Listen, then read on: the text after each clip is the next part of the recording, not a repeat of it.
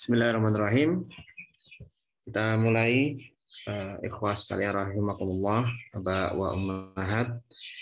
Bismillahirrahmanirrahim. Innal hamdalillah nahmaduhu wa nasta'inuhu wa nastaghfiruh wa na'udzu billahi min syururi anfusina wa min sayyiati a'malina.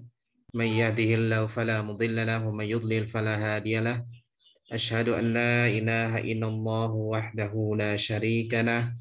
Wa asyhadu anna Muhammadan abduhu wa rasuluh, amma ba'd. Ya hayyu ya qayyum bi rahmatika astaghits aslih li sya'ni kullah wa la takilni ila nafsi tarfata 'ainin la haula wa la quwwata illa billahil aliyyil azim. Alhamdulillahirabbil alamin. Kita bersyukur pada Allah Subhanahu wa taala masih diberi kesempatan untuk menambah pahala kita, di mana kita ini adalah sebenarnya kumpulan waktu dan kumpulan umur. Semakin bertambahnya waktu, semakin bertambahnya umur, berarti kita semakin dekat dengan ajal kita. Yang menjadi pertanyaan adalah, sudahkah kita siap, dan apa yang kita siapkan agar ketika kita nanti sudah dipanggil oleh Allah Subhanahu wa taala, sudah sampai ajalnya, maka amalan-amalan kita itu terus membuahkan pahala yang melimpah, pahala yang terus mengalir. Dan pendidikan anak adalah salah satu cara agar kita bisa mendapatkan pahala jariah dari anak-anak kita, dari usaha kita mendidik mereka. Salawat dan salam kita selalu ucapkan untuk Nabi kita Shallallahu Alaihi Wasallam, Nabi Muhammad Shallallahu Alaihi Wasallam, dan juga untuk keluarganya, keluarga beliau, sahabat beliau, dan orang-orang yang mengikuti mereka dengan baik ya sampai hari kiamat. Ikhwah sekalian rahimakumullah, kita masih mempelajari suatu kitab kecil ya, Kutaib, yang berjudul Asyru Raka'is fi Tarbiyatil Abna, yang ditulis oleh Syekh Abdul Razak bin Abdul Muhsin Al-Abad hafizahullah taala. Ya, kitab ini sangat ringkas dan ini kita pilih karena keluasan cakupannya, dan juga ini adalah hal-hal penting dalam mendidik anak. Dan insya Allah kita setelah kitab ini khatam, ya karena ini 10 ya, ini sudah sampai ke 8, insya Allah kita akan berpindah ke kitab yang lain, dan tentunya yang Kutaib, yang buku kecil, ya, sehingga nggak membutuhkan waktu yang sangat panjang untuk menguasainya. Ya, walaupun Kutaib, ya, kita mempelajarinya dengan meluaskan pembahasan, ya, dengan harapan nanti antum punya gambaran gitu ya tentang bagaimana cara mengamalkan kitab ini. Baik, kita sampai ke pilar yang ke-8, ya, yaitu yang kita beri judul agar mudah enak didengar, yaitu ayah bunda beginilah cara menasihati ananda. Jadi dalam bab ini ya kita akan belajar tentang menasehati dan mengarahkan anak-anak kita. Kemarin pada pertemuan yang lalu sudah saya terangkan bahwa di dalam Islam tidak ada yang namanya konsep membiarkan anak, walaupun anak itu masih kecil. Yang ada adalah konsep mengarahkan ya dan menasehati. Cuman tahapannya berbeda. Cara menasehati dan cara mengarahkan anak yang sangat kecil, mungkin baru lahir atau mungkin usia 2 tahun, itu berbeda dengan anak kita yang sudah remaja. Jadi semuanya memiliki tempat. Likulli maqal maqam, kata pepatah Arab. Setiap perkataan ada tempatnya. Dan ini juga gitu, setiap perbuatan, ucapan itu ada tempatnya sendiri. Nah, kita akan belajar itu. Terus juga sudah saya sampaikan tentang ada 4 hal yang akan kita pelajari, kita luaskan ya. Dan pada kesempatan ini, insya Allah kita akan membahas muatan nasihatnya. Kalau pertemuan lalu kan, kenapa sih kok perlu menasehati anak? Kenapa kok perlu kita mengarahkan anak? Kenapa nggak kita biarkan aja anak itu? Toh kan mereka dosanya belum ada. Gitu. Jadi sudah lewat pembahasannya. Bagi yang terlewat, maka silakan buka YouTube-nya. Nah, sekarang kami harapkan antum sekalian sudah sama ini, satu frekuensi. Oke, baik, kita sama-sama yakin bahwa kita harus mengarahkan anak kita dan kita harus menasihati anak kita. Ya, walaupun anak kita masih kecil, tidak membiarkan. Ya, itu konsep bersama kita. Terus apa materi yang harus kita berikan? Ya kan? Nasihat, oke, nasihat apa? Mengarahkan, mau mengarahkan di mana ini? Nah, ini yang akan kita bahas.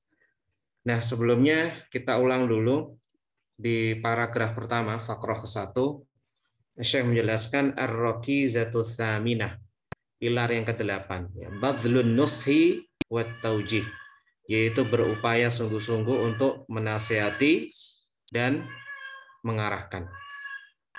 Wa aidan min rakaiza tarbiyatil abna'il azimah, dan juga termasuk di dalam pilar pendidikan anak yang sangat agung, yang sangat mulia adalah al-mudawamatu 'alan nushi wat taujih. Yaitu apa? Selalu mudawamah 'alan nushi wat taujih, untuk menasihati dan mengarahkan. Penting kata mudawamah. Ya, nasihat itu tidak bisa 1-2 kali terus kita mengatakan saya sudah nasihati, nggak bisa. Ya, nasihat itu terus sampai anak kita berubah. Sampai kapan? Tergantung penyakit dia. Kenapa saya sebut penyakit? Karena suatu kejelekan itu kan penyakit. Bedanya ada penyakit fisik dan ada penyakit rohani, ya. Ada jasmani, ada rohani. Nah, kalau anak kita itu nakal, anak kita itu melakukan sesuatu yang nggak sesuai pikiran kita, maka dia sebenarnya sakit. Ya, sakit rohaninya. Nah, kita sebagai orang tua itu seperti dokternya dia. Kalau sakitnya parah, ya, maka ingatlah satu hal. Sakit itu bukan alami karena dia. Karena anak-anak yuladu alal fitrah. Anak-anak fitrahnya bagus sebenarnya. Tapi kitalah sebagai orang tua yang menyebabkan mereka sakit. Sehingga apa? Kita sebelum memarahi mereka, kita istighfar dulu, kita berbenah dulu. Iya ya, anak saya ini karena saya. Sehingga kita evaluasi. Setelah itu baru kita, karena ini kesalahan saya melakukan pembenahan. Ya. Nah, ketika melakukan pembenahan, Anda ingat-ingat terus. Sehingga apa? Susahnya pembenahan, ya, itu adalah gara-gara kita sendiri sebagai orang tua. Dan pembenahan itu yang namanya memperbaiki itu biasanya kalau penyakitnya penyakitnya itu kronis, kalau dokter penyakitnya kronis, obatnya itu kan macam-macam. Ya.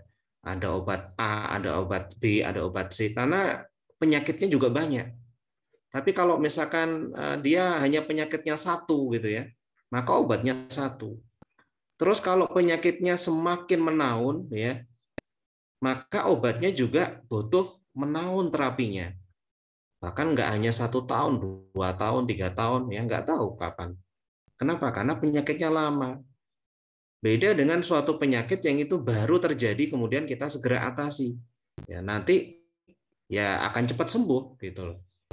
Makanya kita sebagai orang tua harus selalu mudawamah. Mudawamah selalu menasihati dan mengarahkan anak. Ingat-ingat bahwa kita adalah seperti dokter untuk anak kita. Kemudian Syekh melanjutkan,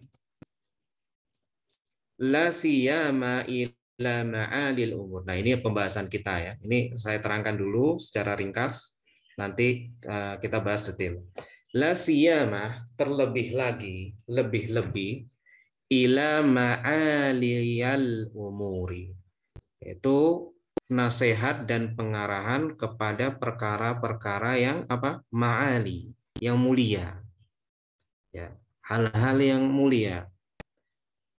Kemudian makarimil akhlak wa makarimil akhlak, dan akhlak-akhlak yang mulia. Jadi materi yang pertama adalah semua hal perkara yang mulia. Apa sih perkara mulia? Nanti dijelaskan. Itu satu. Yang kedua adalah akhlak yang mulia. Ini adalah tanggung jawab kita sebagai ayah dan ibu. Ingat-ingat, ayah nggak boleh menggantungkan atau nyalahkan ibu. Ya, dengan alasan saya sibuk kerja. Enggak. Yang ditanya oleh Allah nanti yang paling besar tanggung jawabnya adalah siapa? Ayah. Ya, ayah. Kenapa ayah itu menanggung siapa? Tanggung jawab pada pendidikan istrinya dan anaknya. Begitu juga ibu. Ibu nggak boleh nyalahkan ayahnya. Oh iya, ayah itu nggak didik anaknya. Oke, ayahnya salah, benar. Sekarang ibu, bagaimana tanggung jawab dia? Ayah akan ditanya tanggung jawabnya sendiri, ibu juga akan ditanya tanggung jawabnya sendiri. Ya, ibu akan ditanya oleh tanggung jawabnya pada pendidikan anaknya sendiri. Kalau dia hanya fokus menyalahkan ayahnya, kapan dia mendidik anaknya sendiri? Kapan dia bisa menjawab ya pertanyaan Allah Subhanahu wa taala? Sudah dikasih anak ya, tertanya enggak amanah. Jadi masing-masing kita, ikhwas sekalian rahimakumullah, masing-masing kita dalam mengemban amanah mendidik anak. Cuman porsi seorang bapak itu lebih besar. Ya, lebih besar. Nah, terkadang seorang bapak itu tidak mampu total gitu ya. Makanya minta tolonglah ke istrinya. Kadang-kadang ayah dan ibu juga nggak mampu total, minta tolonglah kepada sekolah.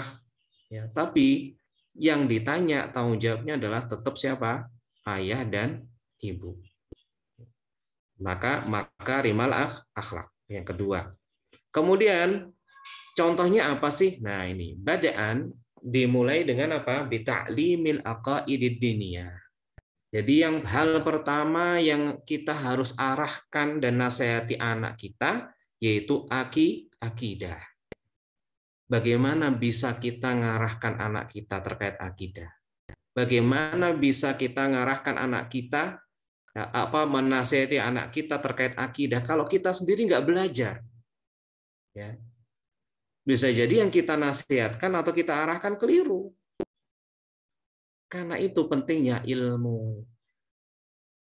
Ya. Kita mungkin, saya kan sudah bisa, anak saya ini saya handle sendiri, udah nggak usah ngaji, nggak usah belajar. Terus muatan yang Anda berikan pada anak Anda, yakin benar.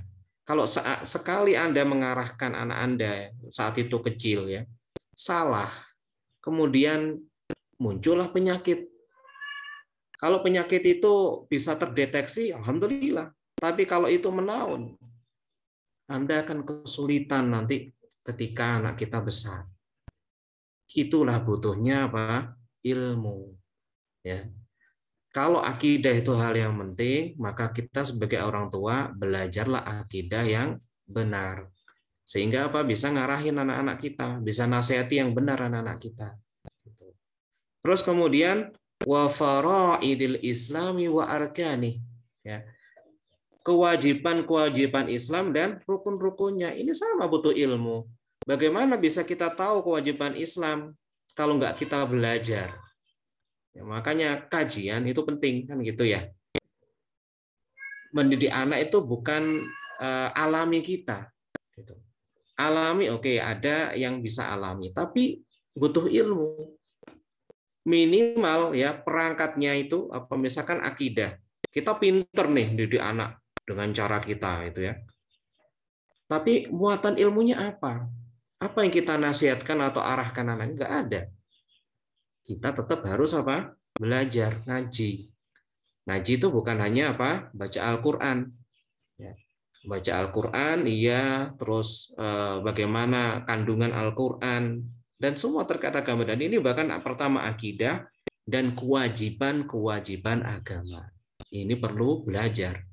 Dan rukun-rukunnya perlu belajar juga.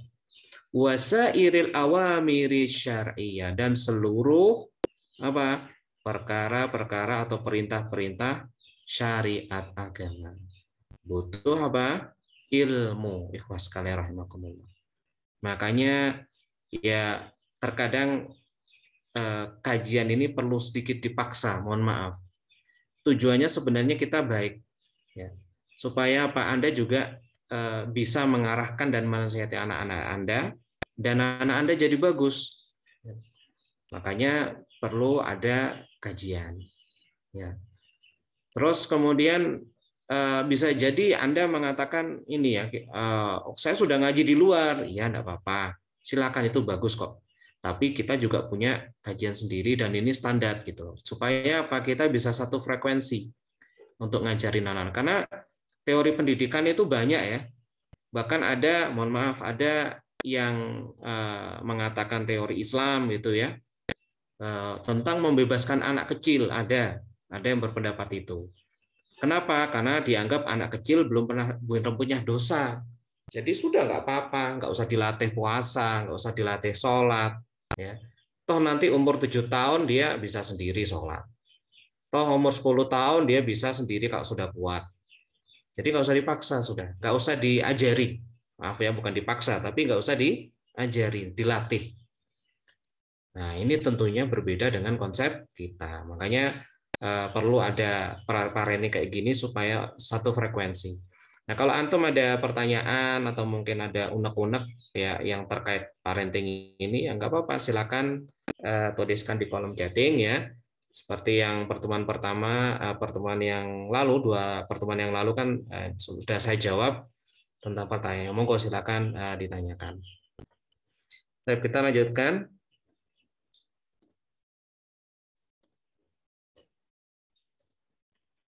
Saya mengatakan wakada, dan juga seperti itu juga, ya, dan seperti itu juga, wakada inda zajri wat tahdhir.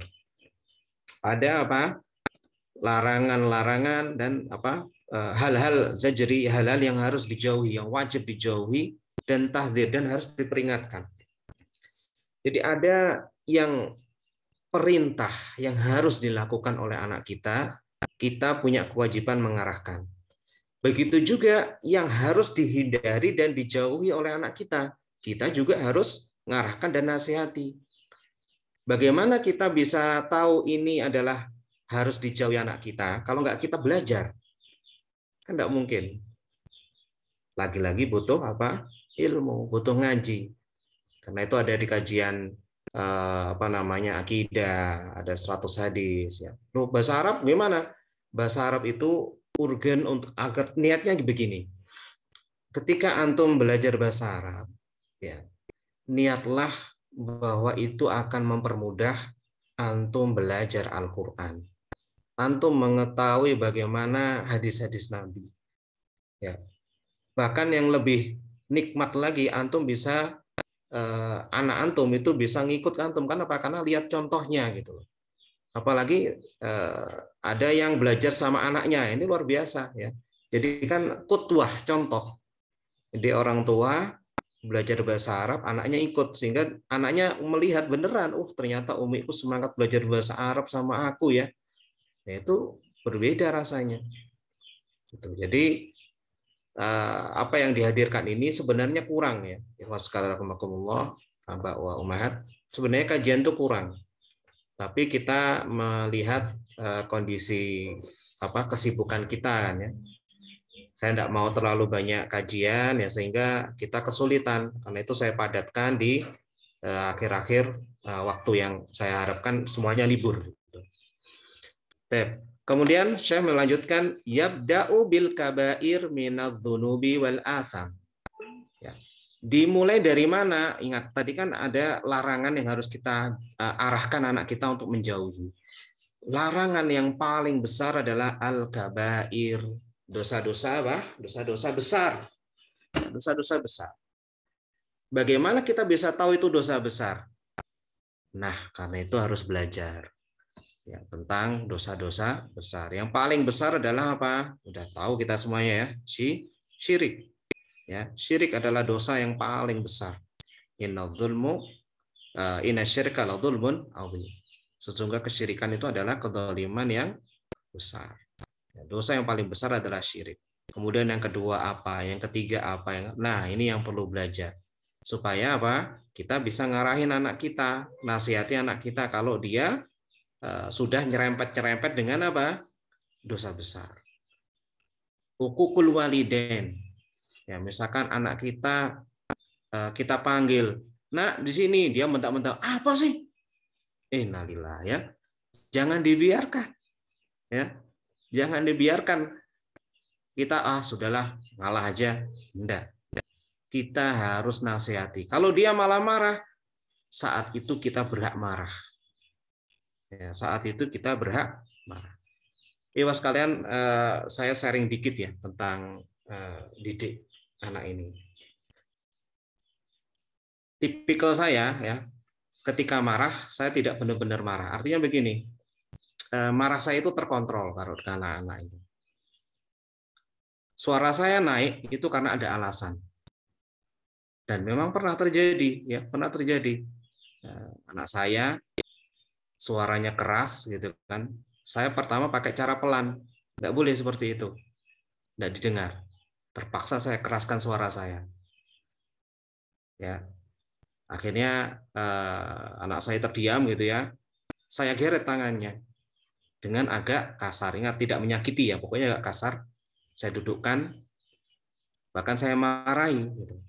Tapi bukan emosi. Ya. Ingat bedakan antara emosi dengan marah untuk kebaikan. Dan saat itu tegas. Suasana tegas. Nangis nggak apa-apa. Ya.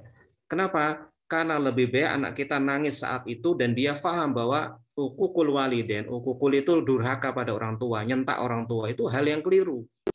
Jangan diulangi. Ya, nangis di situ nggak apa, mungkin hati kita nggak tega itu ya. Aduh kasihan. Lebih kasihan mana ketika anak Anda di akhirat melihat anak Anda disiksa oleh Allah Subhanahu wa taala gara-gara apa? Durhaka kepada Anda. Kalau saya dikasih pilihan, saya lebih kasihan, hati saya lebih miris kalau saya melihat anak saya apa? Disiksa oleh Allah Subhanahu wa taala di akhirat gara-gara apa? Tidak berbakti kepada saya. Jadi mending saya marahi sekarang ya, nangis sekarang tapi selesai masalahnya. Dia tahu pentingnya apa? Menghormati orang tua. Tapi ingat kata kuncinya, ikhwas sekalian rahimakumullah, ya jangan meluapkan emosi.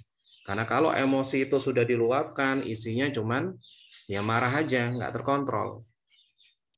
Itu penting. Terus kemudian wasairil manahis syar'iyyah dan seluruh larangan-larangan syariat. Fahadihi al-umur, dan ini adalah perkara-perkara yajibu an yakuna laha an-nasibul akbar, yang wajib mendapatkan porsi yang akbar, yang paling besar, minat taujih wan nushi, dari apa? Pengarahan dan nasihat. Kenapa? Karena bisa jadi ya kita menasihati anak-anak, misal nih anak-anak mau ujian, ya kan? Mau ujian. Kita nasihati mereka, ya nanti kalau ujian belajar dulu di rumah, ya belajar dulu nih ada buku ini, begini. Nah, ini nasihat kan dan pengarahan. Tapi terkait apa? Terkait dunia. Ya. Dan banyak kalau kita kalkulasi nasihat dan pengarahan kita sebenarnya itu banyak dalam keseharian untuk orang tua yang istilahnya perhatian dengan anaknya. Nah, kalau kita kalkulasi, kita hitung, kita bandingkan, harusnya porsi terkait perintah dalam agama dan larangan dalam agama itu harus porsinya lebih besar dan lebih penting daripada nasihat dan pengarahan untuk urusan selain itu. Nah, ini yang dimaksudkan saya. Jadi itu harus menduduki porsi yang paling besar, akbar. Baik. Kita lanjutkan, kita rinci pembahasannya.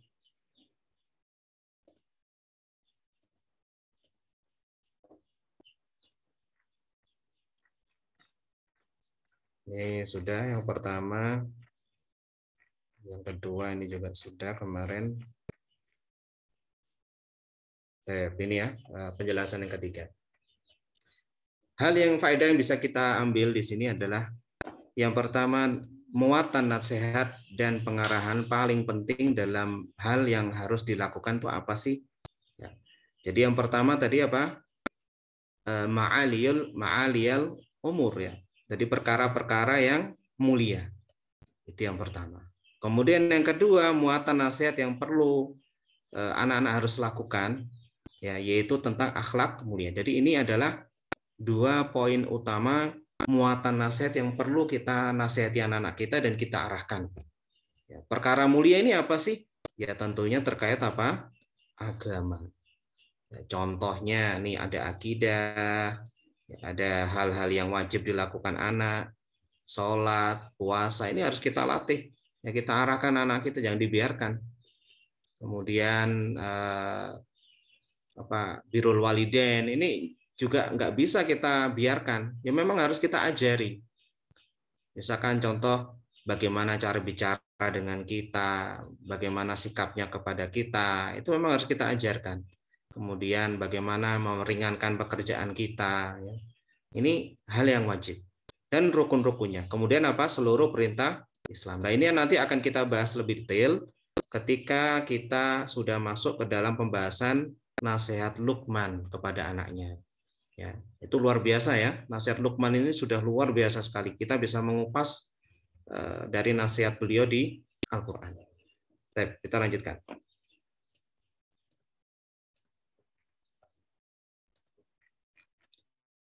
Kemudian saya menjelaskan wakada inda zajri wa tahdzir yabda'u bil kabair min adh-dhunubi wal atham wa sairil manahi asy-syar'iyyah.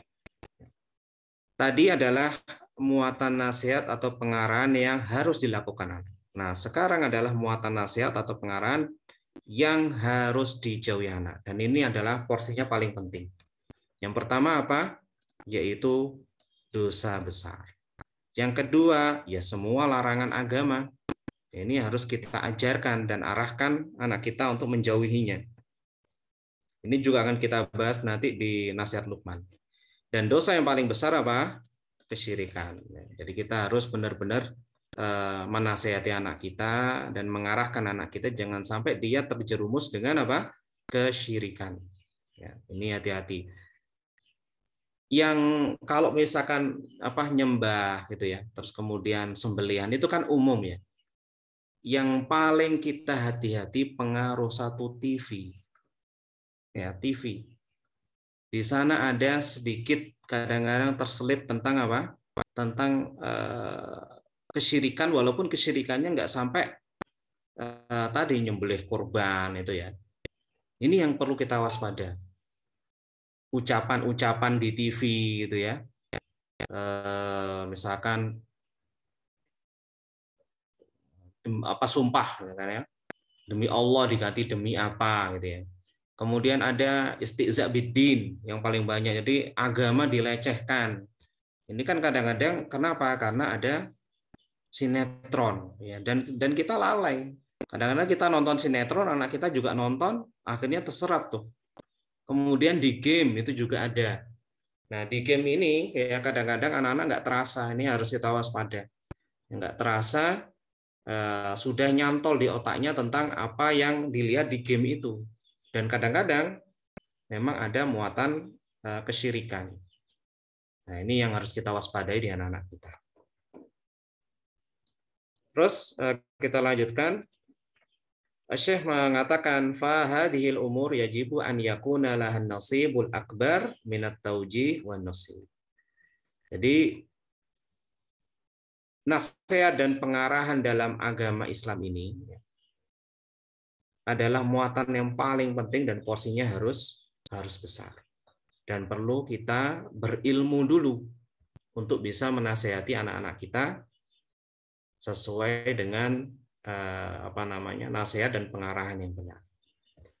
Kemudian saya melanjutkan wa ba'daha yaltafitu al-walidu wal walidatu ila ghairiha minal umuri allati yasluhu biha halu abnaihim.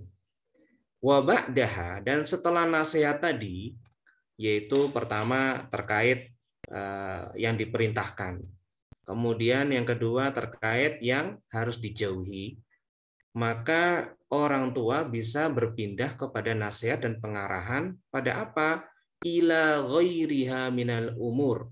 pada selainnya allati yasluhu biha, yang menjadi baik dengan nasihat atau pengarahan itu, hal abnaihim, keadaan anak-anak mereka, fid dunya, di dunia. Contohnya apa? Misalkan minal mat'am, yaitu makanan-makanan, ya. Kita arahkan anak kita makan makanan yang baik, atau malbas atau pakaian, ya, dan selainnya. Jadi intinya nasihat dan pengarahan yang tidak ada kaitannya dengan agama, masalah dunia. Kita juga harus ngarahin anak-anak kita, jangan dibiarkan. Sederhananya begini, misal ada yang berlebihan dan ada yang terlalu meremehkan. Misalkan ada anak 3 tahun, ya, ada anak 3 tahun.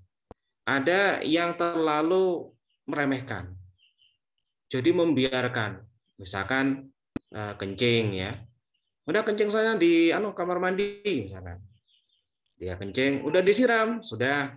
Ya sudah. Nah, anak 3 tahun, ya, atau 4 tahun yang belum belajar toilet training, pasti sudahnya itu bukan sudah beneran. Nyiramnya berapa kali, bersih atau tidak, ini kan perlu dilihat lagi. Nah, ini terlalu apa? Terlalu meremehkan. Ada juga yang terlalu berlebihan, ya. Misal ada anak yang umurnya sudah 7 tahun. Ya, 7 tahun. 7 tahun kemudian ketika mau ke toilet pun dia nggak bisa buka celananya misalnya. Nah, ini mungkin kita terlalu apa? Mohon maaf, buka celananya untuk buang air kecil atau buang air besar, ya. Kita sudah langsung apa? Langsung bukain. Nggak diajari anak kita untuk buka sendiri. Ada juga yang masih memandikan anak, misalkan umur 8 tahun, 9 tahun gitu, ya. Karena mungkin merasa, wah ini kelambatan, akhirnya dimandikan. Nah, ini terlalu berlebihan juga. Akhirnya apa? Anak nggak bisa mandiri. Gitu. Termasuk juga menata buku. Ya, kita nggak pernah, misalkan anak, ya, anak umur 7 tahun, kita kan ngajarin anak-anak di SDT Kota Purwakarta untuk mandiri, ya. Jadi menyiapkan peralatan. Maksudnya apa? Kita awasi anak-anak kita. Kita suruh anak kita, ayo siapkan peralatan semuanya. Kita awasi. Ya, sampai dia terbiasa untuk menyiapkan peralatan sendiri dan bukunya sendiri. Nah, kalau anak sudah terbiasa, yakinlah itu akan mengenakkan kita sebagai orang tua. Kenapa? Karena sudah mandiri. Itu akan meringankan kita. Tapi kalau kita yang menyiapkan terus, anak kita nggak dilatih, kita yang akan susah terus. Kenapa? Karena anak kita akan terus menggantungkan diri pada kita. Kalau di sekolah kemudian ada buku ketinggalan, mereka pasti menjawab apa? Nah, umiku nggak masukkan di tasku, abiku nggak masukkan di tasku. Itu selalu terjadi. Ya, kenapa? Ya karena disiapkan oleh orang tuanya. Jadi yang pas adalah apa? Mengarahkan, ya, anak-anak kita agar bisa mandiri sambil diawasi. Gitu. Kalau ada yang keliru, ya pertama kita maklumi, ya, sambil kita ajari untuk memasukkan bukunya sendiri, milah-milah bukunya sendiri, mengetahui jadwalnya. Nanti kalau udah terbiasa akan enak. Demikian. Nah, ini kita luaskan pembahasannya. Nah, ini ada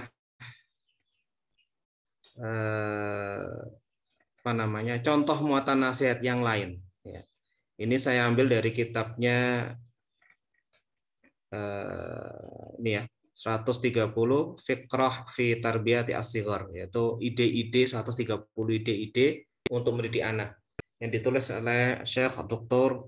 Ahmad bin Utsman Al-Mazid dan Dr. Adil bin Ali Asyadi.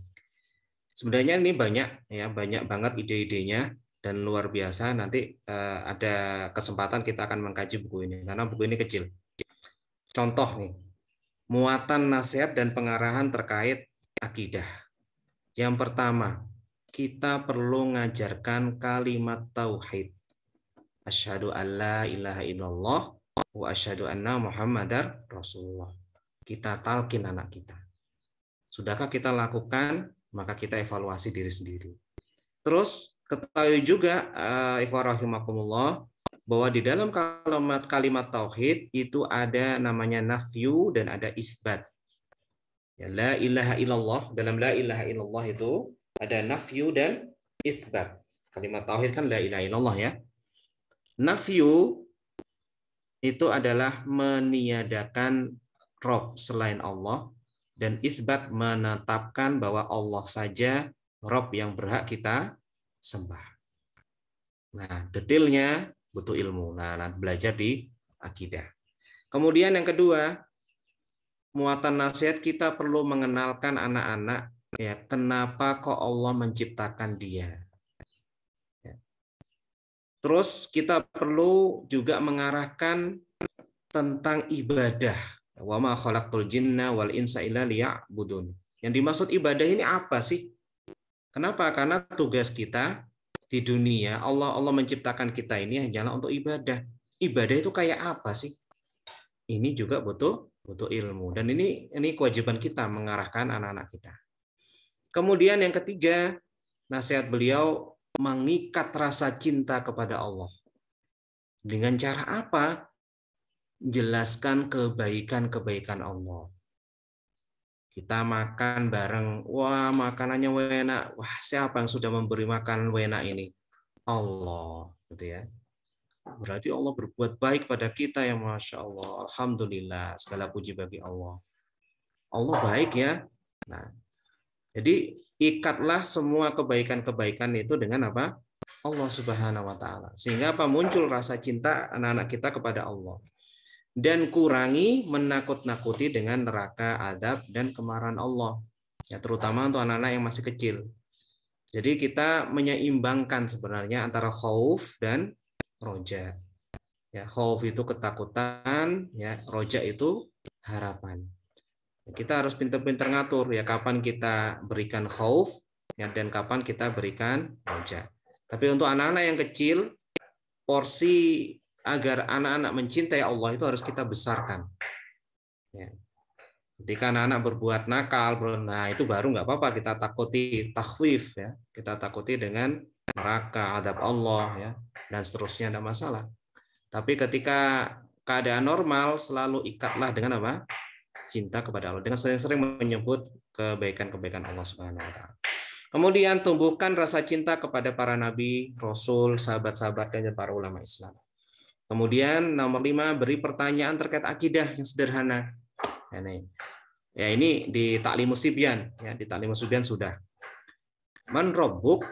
Siapa sih Rabbmu?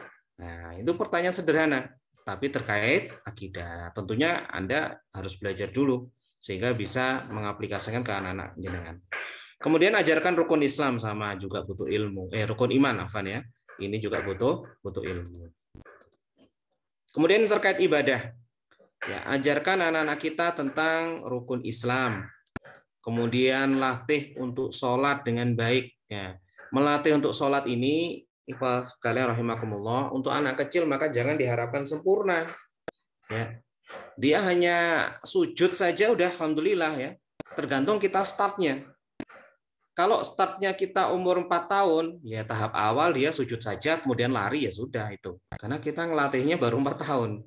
Tapi kalau tahapan awalnya sudah lebih kurang dari itu, ya mungkin sudah berbeda levelnya. Dan kita sudah ini ya, sudah eksperimen, sudah melakukan uji coba juga ke anak-anak kita sendiri. Anak-anak kita itu kita latih sejak kecil untuk masalah sholat. Dan ketika sudah TK, ya, TKB itu sudah tenang sholatnya di masjid. Dia tahu adab di masjid, dia nggak pernah lari-lari, nggak pernah rame ya, kecuali dia diganggu karena kadang-kadang anak-anak itu kan usil ya, lihat anak yang khusyuk sholatnya biasa nggak rame itu usil gitu. Kadang ditendang lah, itu kadang-kadang ya rame karena misalkan ditendang dia marah gitu loh. Nah, ini harus kita latih untuk sholat. Sujudnya, rukuknya pelan-pelan ya.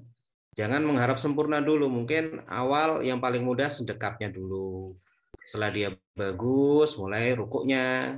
Ya, rukuknya bagus, sujudnya, dan seterusnya. Jadi bertahap.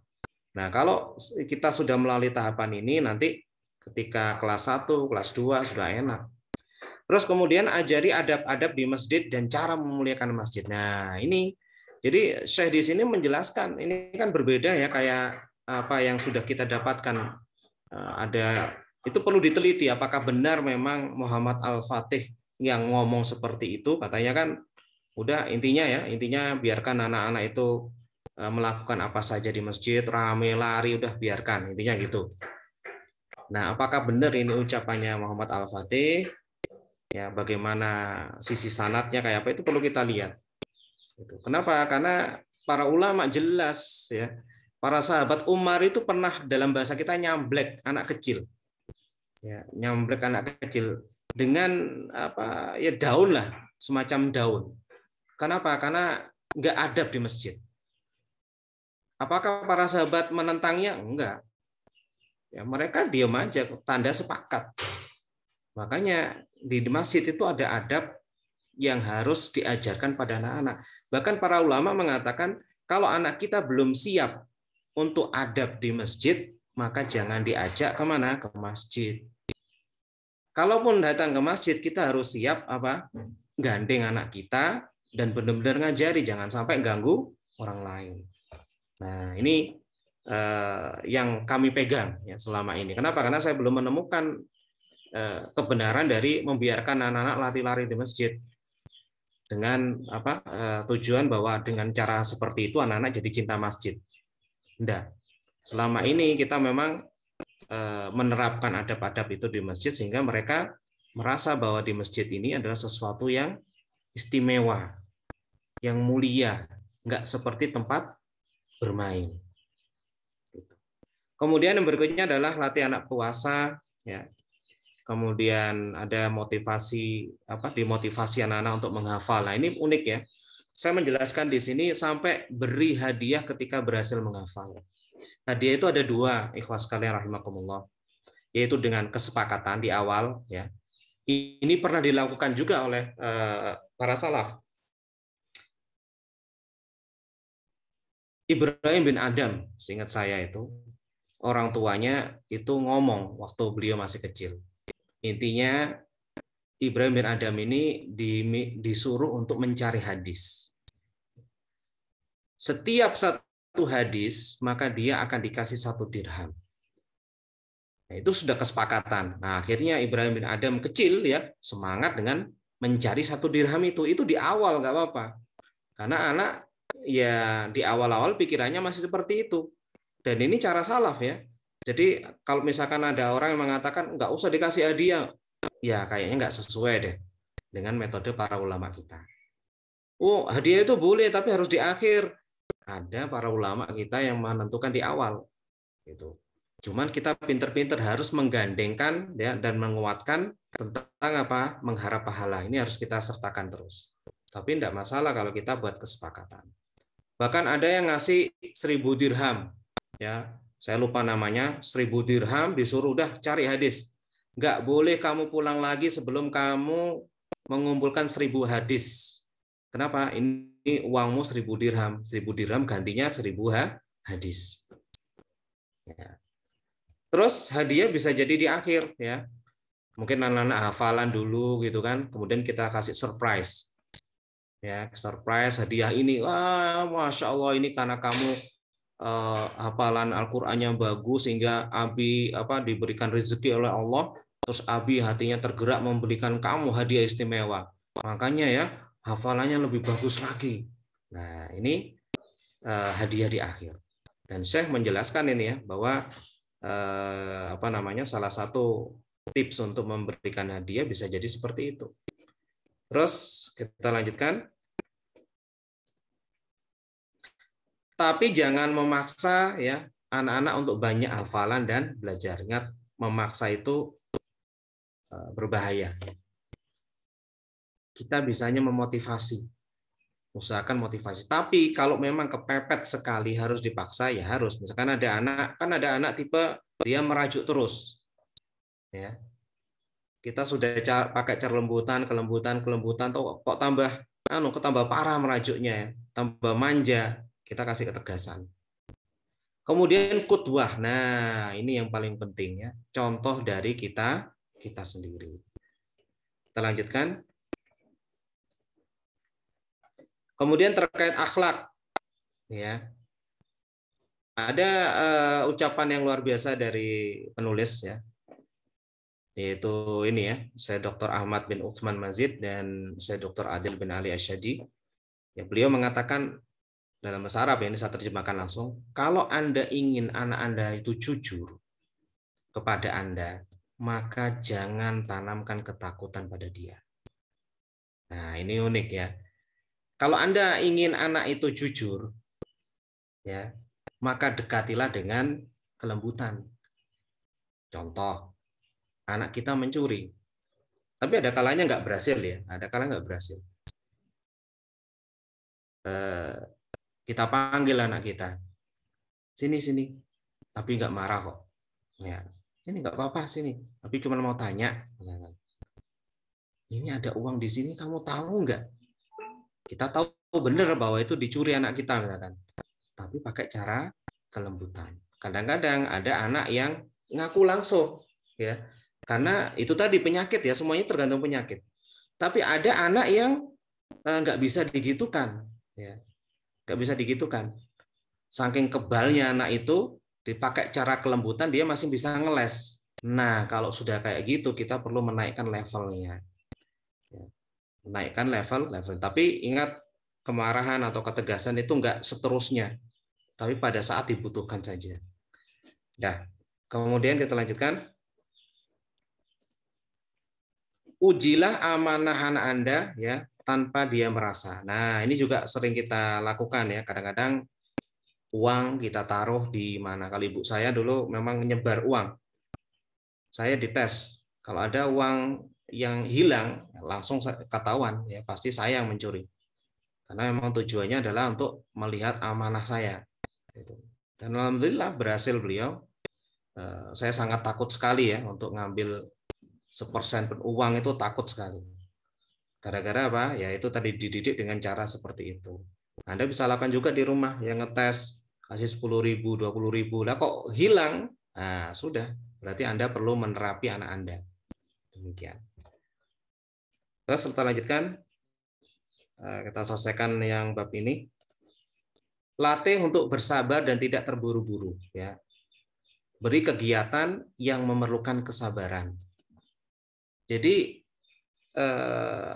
anak itu aslinya tipenya adalah suka terburu-buru. Anda perhatikan rata-rata seperti itu, ya. Rata-rata seperti itu. Nah, kalau itu terjadi maka kita perlu melakukan kegiatan yang melatih kesabaran dia. Banyak, misalkan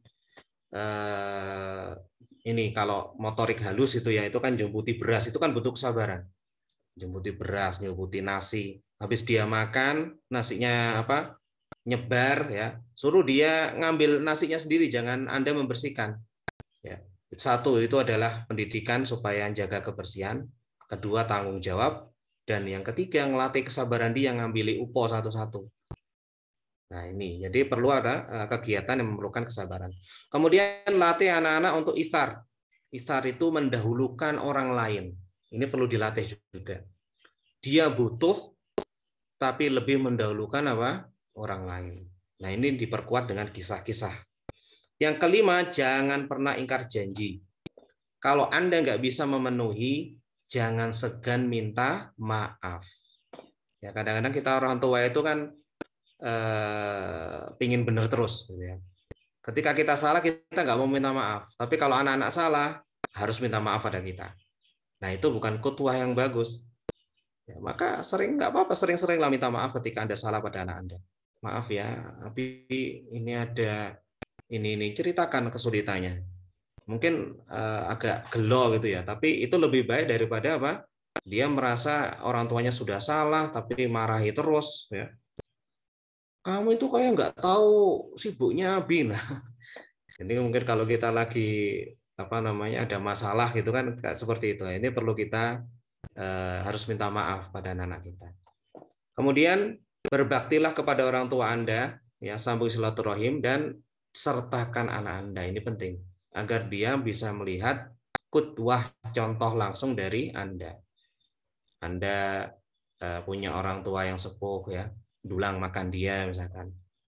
Terus ganti baju dia, sertakan anak Anda. Nah, harapannya Pak, mudah-mudahan ketika Anda tua seperti itu, anak Anda akan melakukan seperti itu. Jadi ini khotbah. Anda ditelepon, misalkan lagi apa-apa ditelepon, pring, ke sini. Oh, anjir, siap. Padahal lagi sibuk apa. Ya. Anak Anda tahu, mungkin pertama protes, lebih kok gitu. Kita berharap anak Anda itu, anak kita ya tahu, oh itu caranya birrul walidain. Jadi suatu saat dibutuhkan orang tua, tinggalkan semuanya, segera temui. Demikian. Kemudian tulislah surat, ya ini unik ya. Ini pernah terjadi juga, seingat saya guru saya ini, mungkin Ustaz Agus Hasan Basori ya. Beliau ketika anaknya di pondok, beliau nulis surat tentang nasihat-nasihat itu disimpan biasanya. Sama anak itu disimpan. Ini belum saya lakukan, tapi menarik untuk dilakukan. Kita bisa melakukan ini, nasihat, wasiat gitu ya. Ya dengan bahasa yang bagus kasih ke anak kita. Itu akan terkenang oleh tulisan kita. Kemudian nasihati anak dalam rahasia. Ya. Ketika Anda ingin nasihati anak, jangan di depan anak yang lain. Ingat, anak-anak itu seperti kita, bayangan seperti kita. Kalau kita dimarahi, dinasihati di depan teman-teman kita, kita malu. Nah, ini sering terjadi ya. Saya nggak, contohnya saya, ketika saya ingin nasihati, ya, saya panggil dulu, nak sini. Kadang-kadang ya dia anak kita tahu salah, dia nggak mau mendekat gitu ya. Ayo sini. Nggak mau. Baru saya kasih pilihan, kamu pingin saya nasihati di depan temanmu sehingga kamu malu atau enggak. Nah, baru dia akan datang. Nah, saat itulah kita nasihati. Jadi ingat, hati-hati jangan menasihati dan memarahi anak-anak di depan teman-temannya. Kemudian jauhi mencela anak, hati-hati. Jangan mencela anak-anak kita. Wah, bodoh misalkan. Oh, nggak tahu diri. Oh, nggak sopan. Jangan. Ya, nasihati saja, tapi jangan dicela. Kemudian berikan uzur ketika anak Anda salah. Karena anak-anak itu, ikhwas sekalian rahimakumullah, memang akan selalu berbuat salah. Ya, akan selalu berbuat salah. Sampai dia tahu bahwa perbuatan itu salah. Dan karena itu belajarnya itu lama. Sholat ya baru segera diperintahkan urgennya itu umur 7 tahun diajari. Kemudian umur 10 tahun baru dipukul. Ada berapa tahun dari sejak kecil itu untuk masalah sholat. Nah, di situ ada kesalahan-kesalahan yang harus dibenahi dan dia belajar dari apa? Dari kesalahan. Oke, kita sampai sini dulu. Terus yang paling penting juga ibu sekalian rahimakumullah, saya nasihatkan pada diri saya sendiri dan antum bahwa TK dan SD itu adalah masa-masa sosialisasi. Dan kita sering melihat ya kejadian yang mohon maaf kadang-kadang kalau anak-anak kita terlalu kita lindungi ya, maka dia nggak akan pernah belajar tentang dunia. Ketika mereka bergaul dengan temannya, kadang-kadang dia sedih, kadang-kadang dia marah, kadang-kadang dia tersinggung dengan temannya. Sebenarnya dia belajar saat itu. Dia belajar tentang sosial. Sehingga apa? Nanti ketika SMP dia sudah siap karena sudah punya ilmunya. TK SD sudah waleh dengan sosial, ya. Dia sudah tahu bahwa ada banyak tipe-tipe orang. Nah, ini penting ya. Jadi jadikanlah pendidikan anak-anak di TK dan SD ini adalah fondasi untuk mereka ketika sampai di usia SMP kelak. Tapi kalau sekalian rahimakumullah, mungkin itu yang bisa saya sampaikan. Kalau kita sampai di sini nanti kita jelaskan, termasuk yang unik nanti sebenarnya saya ingin membahas tentang masalah kesehatan juga ya. Dan ini ada yang unik ya dari nasihat dan pengarahan yang disebutkan oleh para ulama atau orang-orang yang paham tentang parenting, terutama parenting Islam. Bahwa di sana beliau banyak menganjurkan melatih anak untuk berobat tobi'i ya, ilajul tobi'i. Obat alami. Obat alami. Jadi kita perlu melatih anak-anak kita untuk berobat dengan obat yang alami. Nah, seperti apa? Nah, nanti insya Allah di pertemuan yang akan datang, jika Allah Subhanahu wa Ta'ala mengizinkan. Baik, demikian ikhwas sekalian rahimakumullah, kita ucapkan jazakumullah khairan atas teman-teman yang sudah berusaha untuk mengadakan kajian ini, ya. Dan terima kasih atas teman-teman yang sudah hadir. Wa akhiru da'wana walhamdulillahirabbil alamin. Allahumma shalli ala Muhammad wa ala ali Muhammad kama shallaita ala Ibrahim wa ala ali Ibrahim. Subhanakallahumma wa bihamdika asyhadu an la ilaha illa anta astaghfiruka wa atubu ilaik.